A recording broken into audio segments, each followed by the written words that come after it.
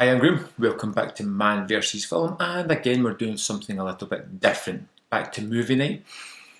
As you may know, or you may not know, I have a Patreon page where people can go and, if they feel that it's worthwhile, can put some money towards keeping the upkeep of this channel, the two podcasts. Maybe it'll get to a point at some point where I'll be able to afford new equipment like this camera, which is getting a bit outdated, but we'll get there when we get there, hopefully.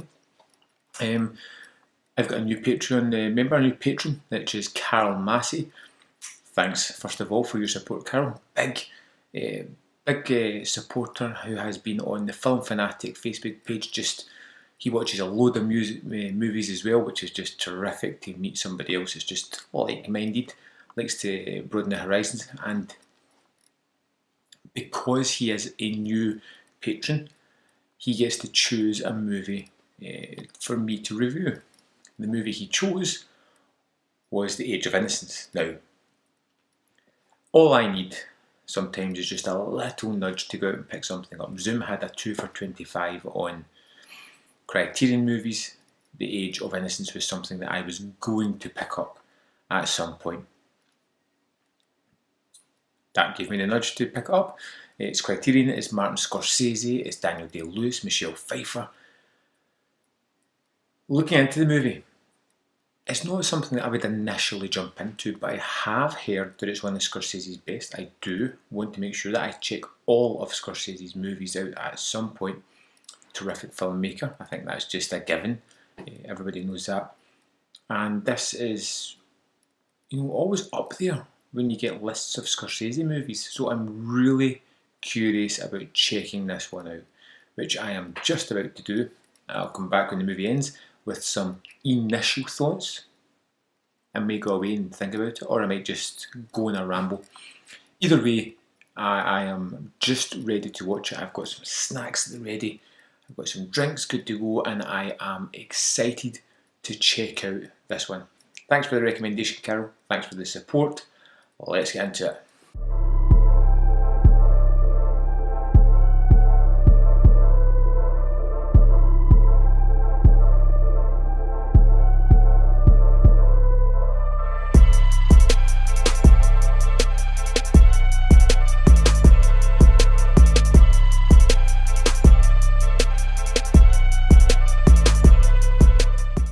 So I have just finished The Age of Innocence, and it was something different from Scorsese, but man, it was unbelievable. It's something very different from the rest of his filmography. Yeah, some of the best direction, some of the best layered scenes that I've seen from this guy. Utterly captivating, rather unique, and something that I am going to give myself a little bit of time just to think over some of the things, and then we'll jump into a review. I'm just a little shell-shocked at this film, so I'll be back as soon as I can compose myself, and we'll talk about the movie. Okay, so I've gave myself a little bit of time to try and mull over this tremendous movie. So Scorsese's kind of breaking away from what he's most notably known for, and yet still manages to stay within that wheelhouse in a different kind of way. His movies are violent, tearing down the boundaries, tearing apart a person, but in a different way. Age of Innocence does that. It's primarily about a character called Newland, played by Daniel Day-Lewis, who is engaged and longing to be with his bride-to-be May, played by Winona Ryder. Her cousin Ellen comes into it. Later on, Michelle Pfeiffer, who has a troubled marriage in Europe. She's fled back to America. And Newland is given the task of dealing with her possible divorce or getting back to her relationship, her husband. But he begins to develop feelings for Ellen, and starts to go off me a little bit. I am skirting over a majority of the story here because I think you really need to discover it as it plays out. There is just so many things that were just fascinating on a sheer story level, as well as a film-making level as well. Scorsese's direction is tremendous. The way he moves the camera, and it's not very static shots. They are constantly moving, evolving, changing the scene. They lavish on the flowers, the decorations on the table, the plates of food that are given to everybody. It takes its time in layering up this story. It's not in a rush. It takes its time, but it doesn't languish in mediocrity either. It's just expertly edited, shot, as you would kind of expect from Scorsese. And the movie gets deeply under your skin because you're with Newland and you can understand his point of view and how this person comes into his world, this high society of the 19th century, who doesn't quite fit in with everybody, who doesn't really want to play by their rules, wants to stick with their own and become something far more just, this movie. This is one of the best things I think I've seen Scorsese do. The tearing down of this character and making of him at the same time is just something different. The sheer pressure and build up and longing that's stretched over such an elongated period of time between these characters is just mesmeric in the way that it attacks you. You know, you have Newland who constantly has this delusion of grandeur. I would say he feels like he's the smartest person in the room, willing to verbally attack people if it needs be. If he feels that their point of view is rather narrow-minded, he is willing to try to expand them in a little bit of an aggressive and emotional manner. But he's not.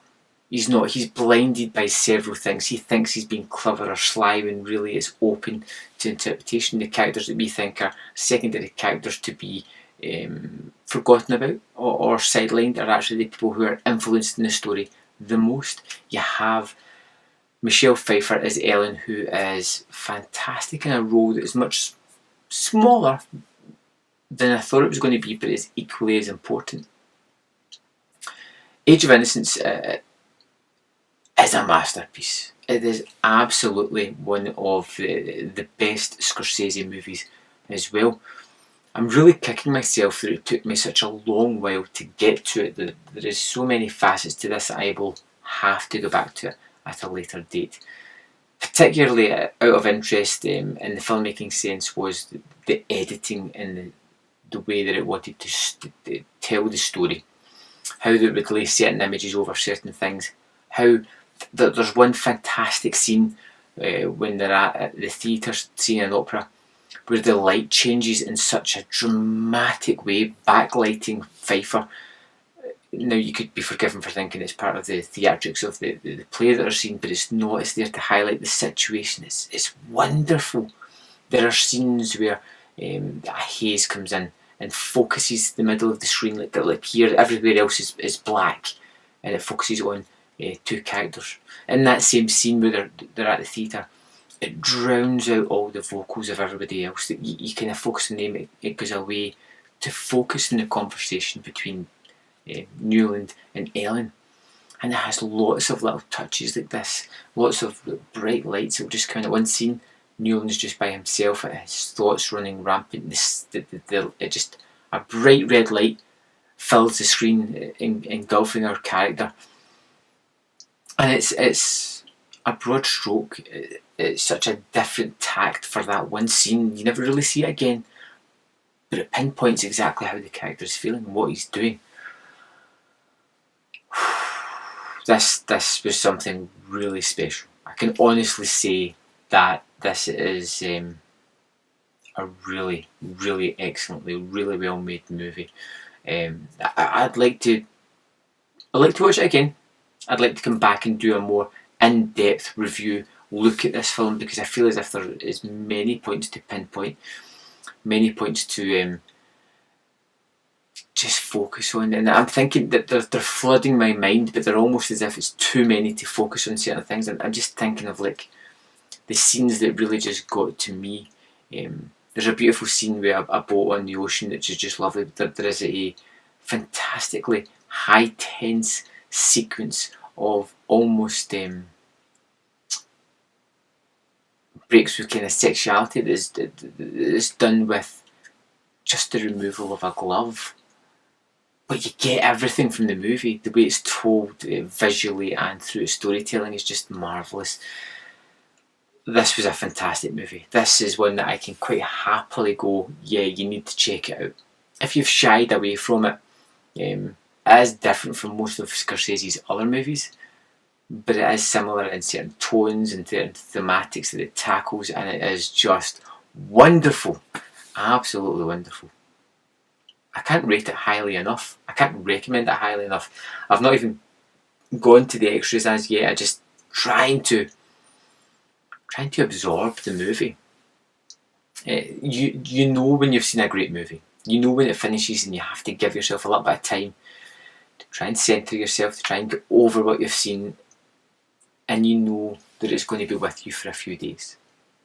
It's not going to leave your brain, it's not going to leave your cognitive thoughts. It's going to linger in the back, constantly giving you more. It's really great. You know, it's such a good feeling when you see a new favourite movie. The Age of Innocence. Well, Carol, thanks for recommending this one. It was utterly divine. And for those of you that haven't checked out this movie as yet, don't be foolish like me. Get on it as soon as you can. Wonderful movie. Let me know your thoughts on the movie in the comment box below. And I'll see you next time on Man vs Film.